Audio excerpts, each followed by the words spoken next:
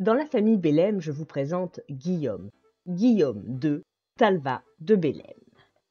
Et ce personnage n'a rien à envier à Ramsay Bolton. Les petits contes de la grotte aux champs. Pour ceux qui voudraient connaître ses antécédents familiaux et la vie de merde de ses aïeux, je vous invite à aller voir ma précédente vidéo. Après le meurtre un tantinet violent de son frère, Guillaume, bien qu'il n'hérite pas de la seigneurie, décide de prendre les choses en main. Il estime que les Gauthier de Sorda, père et fils, sont responsables de la mort de son frère. En conséquence, il les fait capturer. Mais il ne s'arrête pas là. Il les fera pendre haut et court. Le seigneur de Bellem a le droit de haute justice, Robinson. Oui, sauf qu'il n'est pas seigneur de Bellem à ce moment-là. Et comme tu viens de le souligner, même à l'époque, il y a des règles. Ce n'est pas faux. Qu'est-ce que tu n'as pas compris? Quoi qu'il en soit, il est craint dans la région. Il est décrit par Ordéric Vital comme malingre, couard, mais rusé.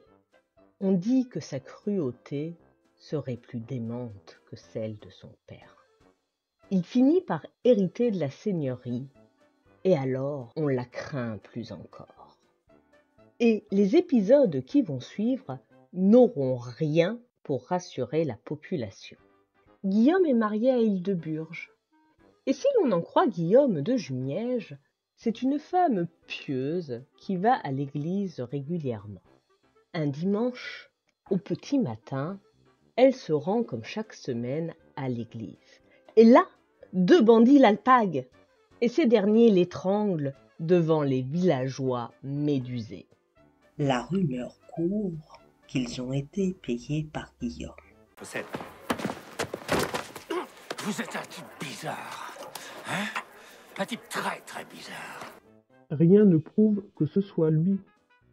Non, mais ce qui ne plaide pas en faveur de Guillaume, c'est que le cadavre de sa femme est encore chaud lorsqu'il organise son remariage. Et il n'épouse pas n'importe qui. Lady Sansa, voulez-vous prendre cet homme? Il épouse l'une des filles de Raoul de Beaumont, vicomte du Maine. Je prends cet homme.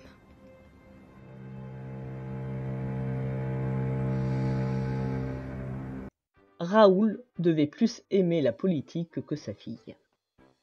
Guillaume voit grand pour ce mariage.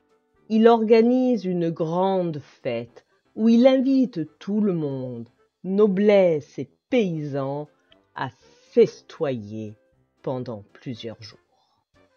Et les gens y vont quand même?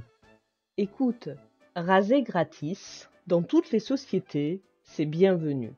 Et puis, quoi que disent Ordéric Vital ou Guillaume de Jumièges, des gens comme les Girois, par exemple, qui sont des vassaux idéaux toujours présents pour sauver les fesses des Bellem, ils auraient tort de se priver. Et on pourrait en citer beaucoup d'autres. La fête est à son comble lorsque Guillaume décide d'organiser une chasse.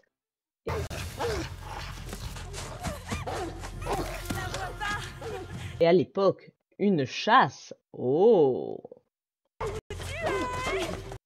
Et Guillaume de Bellem va profiter de cette chasse pour enlever Si tu arrives à sortir du bois, tu gagnes. Cours, Tati, cours. Guillaume de Girois. Quoi? Le vassal idéal? Cela va bientôt finir. Oui, Elle se trouvait belle. Laisse-moi tirer dans son minois. Il faut récompenser les chiennes, ma bien-aimée. Elles ont fait le gros du travail. il le soupçonne de vouloir le trahir. Et de nombreux éléments sont de nature à alimenter la méfiance de Guillaume. Et pour se prémunir de toute trahison future, il condamne Guillaume de Girois à une peine exemplaire. Alors il l'amène en place d'Alençon.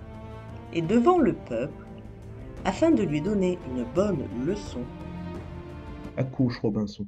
Alouette, gentille alouette, alouette, je te mutilerai. Je te crèverai les yeux, je te couperai le nez, et la langue, et la langue, et les oreilles, et les oreilles. Alouette, gentille alouette, alouette, je t'émasculerai. Je te couperai la queue, je te couperai la queue, et une couille, et deux couilles. Et la tête, et la tête. Ah non, ils le laisseront en vie. Je ne sais pas ce qui est pire. Il va mourir des suites de ses blessures? Que dire? Ramsay a une façon bien à lui de faire les choses. Les filles n'avaient pas menti. Ta carotte est de belle taille.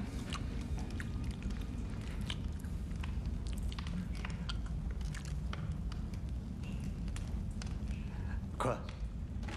Oh non. Une saucisse de porc. Tu me prends pour un sauvage? Non, il finira sa vie à bec et loin. Dire que Johnny Hallyday voulait se marier là-bas. Mais comme il en voulait toujours plus, les moines lui ont claqué la porte au nez et sont retournés à leur poterie. Leur poterie. Oui, des poteries comme celle-là. C'est notre brodo? Et c'est notre alouette. Le festin est fini? Ah oui, il est fini.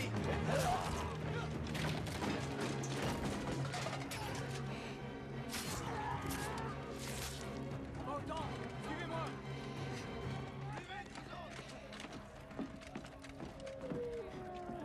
Donc revenons à Guillaume. Donc, Guillaume avait eu de son premier mariage un fils, Arnulf, et une fille, Mabile. De son second mariage, il aura un fils, Olivier, Olivier de Mesle. Les années passent sans trop d'histoire, et le petit Olivier grandit jusqu'à atteindre l'âge adulte, 15 ans.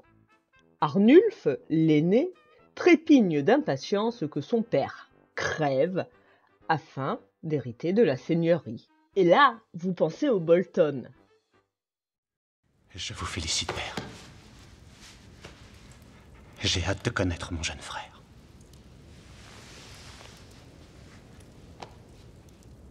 Tu resteras à jamais mon premier-né. Je vous remercie d'avoir dit cela. Cette attention me touche beaucoup.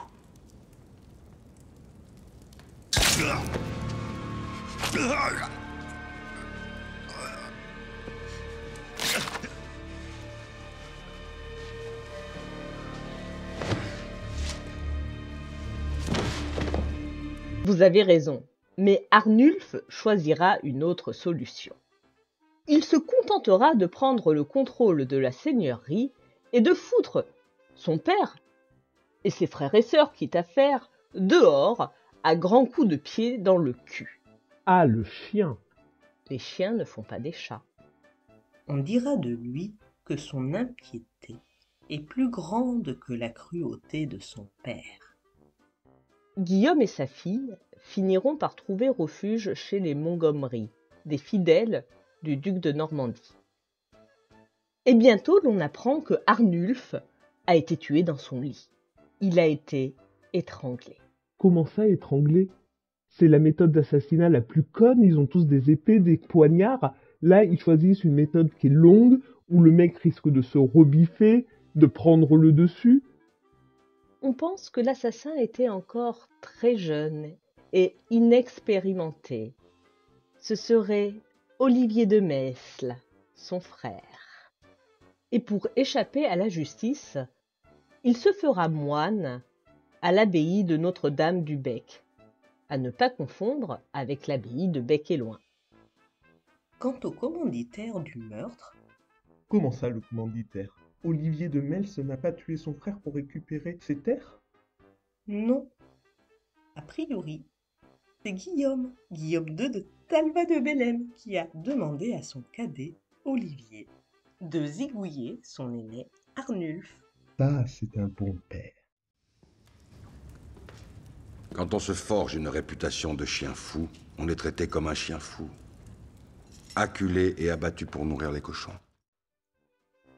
Mais étant donné que dans le duché de Normandie, à l'époque, tout part en vrille, et si vous souhaitez en savoir plus, je vous invite à aller voir ma vidéo sur la jeunesse de Guillaume le Conquérant. Guillaume II, Talva de Bellême, ne retrouvera jamais sa seigneurie et décédera en exil chez les Montgomery. Et là, la seigneurie passera à Ben, aucun de ses deux fils, hein, à Yves, évêque de Sées, son frère. Et Yves est une catastrophe ambulante.